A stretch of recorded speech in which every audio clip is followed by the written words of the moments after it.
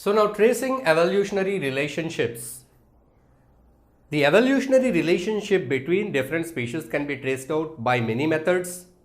One is by observing the internal structure of organs of organisms. That will give some sync, some relation. The other thing is observing the remnants of dead organisms or extinct organisms, that is by fossils. The other method is by carbon dating. By observing the fossils using carbon dating technology, we can find out. We get some proofs for this evolution.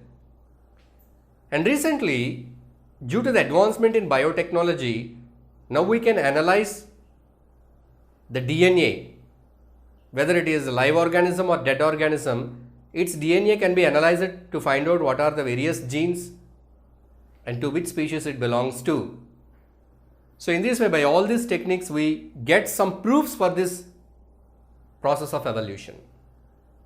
So among these, the first one we see here, organs, the arrangement, the structure of organs.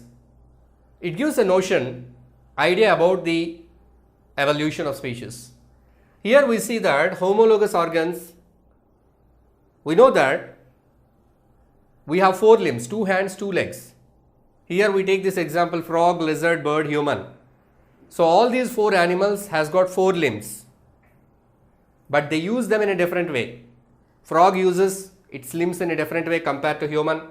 Lizard uses its limbs in a different way compared to that bird. Bird uses its limbs in a different way compared to human. Bird uses to fly with its 4 limbs. Human, he cannot fly with the 4 limbs. He pick the things, he hold the objects, he pick the fruits and flowers. So he does so many things with the hands.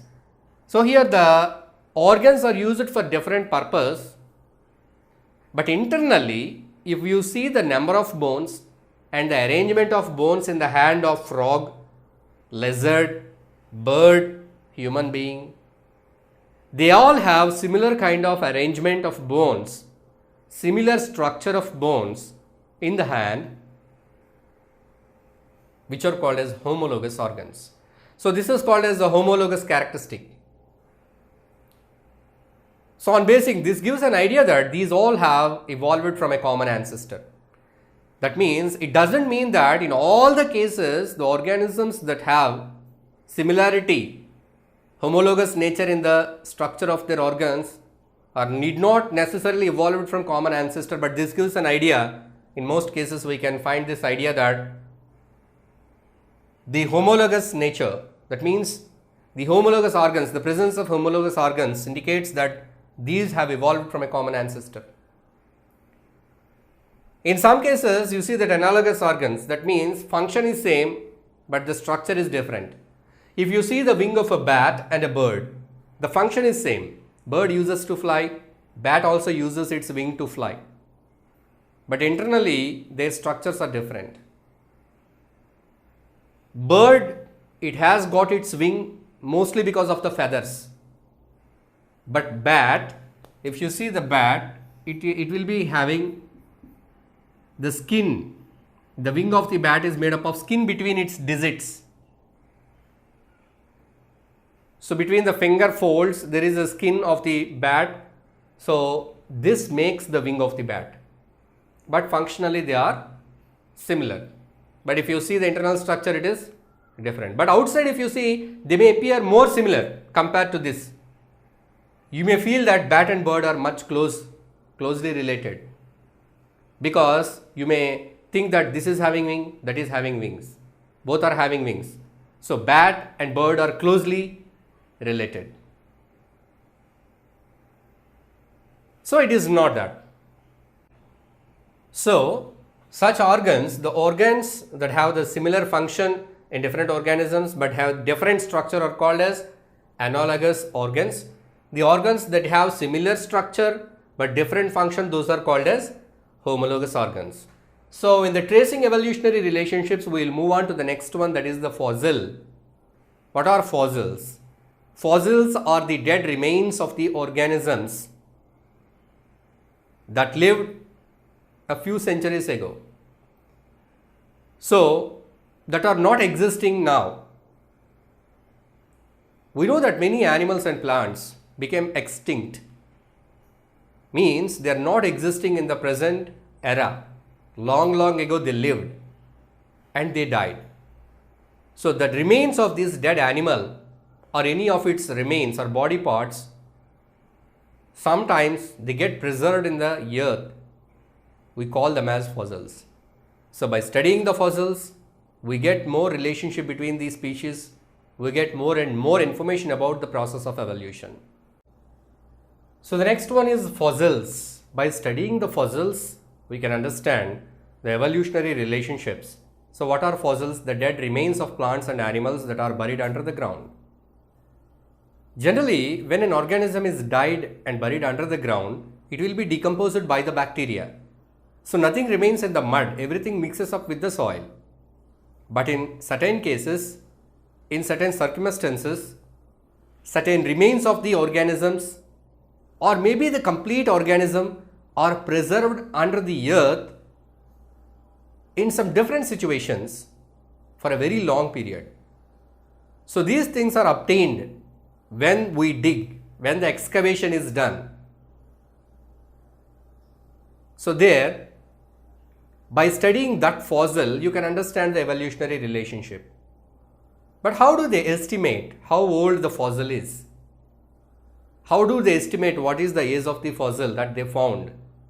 So they find different kind of things, the bones of animals, sometimes the trunk of trees, the leaves are also trapped in the rock. When the lava is molten, something is trapped in the air spaces of the lava and it is trapped.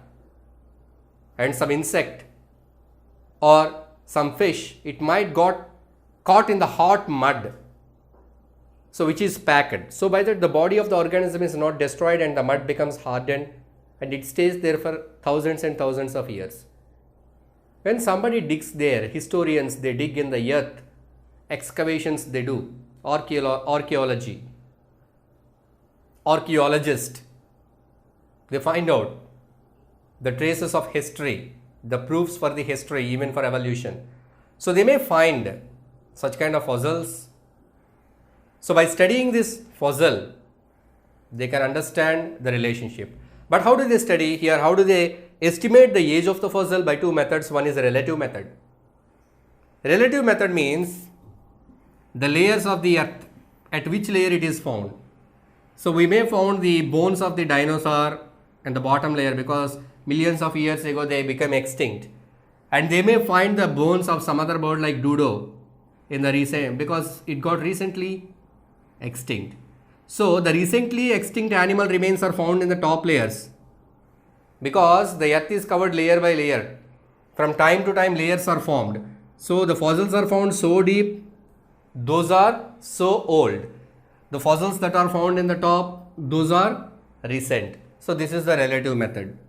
The other one is finding the ratios of isotopes of the minerals found in the fossil. This is called as carbon dating technique. So by finding the isotopes, the ratios of isotopes of the minerals found in the fossil. So whatever the fossil they collect, from that fossil they take the sample, they find the ratios of the isotopes of the mineral in the fossil. So by that they can estimate the age of the fossil. So fossils also give the proof about the evolution. So most of the things about the dinosaurs, we came to know about the dinosaurs because of these fossils. The fossils of various kinds of dinosaurs, they were found in the soil, in the ground.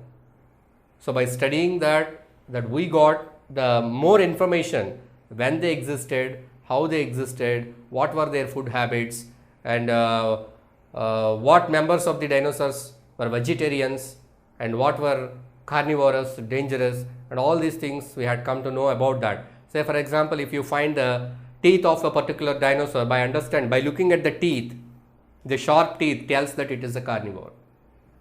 The teeth might be having some kind of flesh or bone of another animal is attached. By testing that, yes, you can understand this one was eating some other animal, so this is a carnivore. So likewise, by studying the fossils, we get the information about the species that is not existed today. So the extinct species information can be studied by the studying of fossils.